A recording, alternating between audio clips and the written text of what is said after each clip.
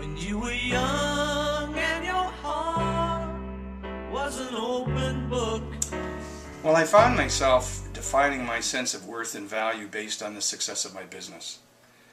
It certainly fueled my ego and fed my belief that I was paying off bills and creating an economic future of choice for my family. And that, of course, included a beautiful home, nice vacations, paying for parochial school tuition, saving heavily for college education, and planning for retirement, of course. Does any of that sound familiar to you?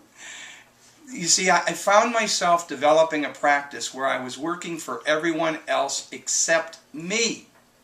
I employed 2 administrative people, 2 chairside assistants, 2 expanded functions dental auxiliaries, and 2 hygienists. Big numbers, big production back then was the name of the game, or at least so I thought. After all, I was working to be the biggest, the baddest, the fastest, the coolest, the wealthiest, and the most respected dentist in town. Well, I was unaware at that time that I was learning the lesson that a manager cannot both lead the band and play all the instruments, certainly not at the same time. So after my heart attack, I consciously began to shift in many ways, my outlook, my attitude. I chose to focus not on eliminating my type A behavior, but rather on replacing it with something different.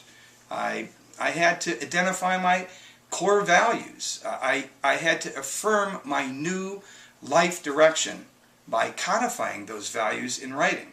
And these values would serve as the litmus test against which I identified what was right and honest for me. And I knew these core values would be the genesis of everything that I wanted to do, particularly in the transformation of my practice. So I set aside several 30 to 45 minute quiet time periods so that I can work on identifying my core values. Well, tell me something. In identifying core values, how do I go about doing that, and what would I include in a core value?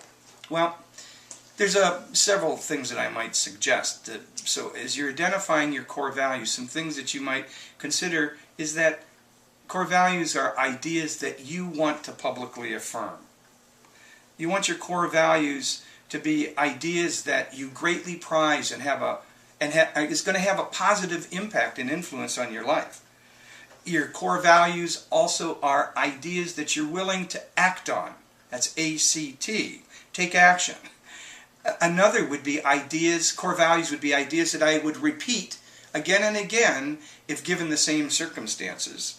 And finally, core values are those ideas that you choose freely and with a clear understanding and recognition of the consequences of your choice. When you were young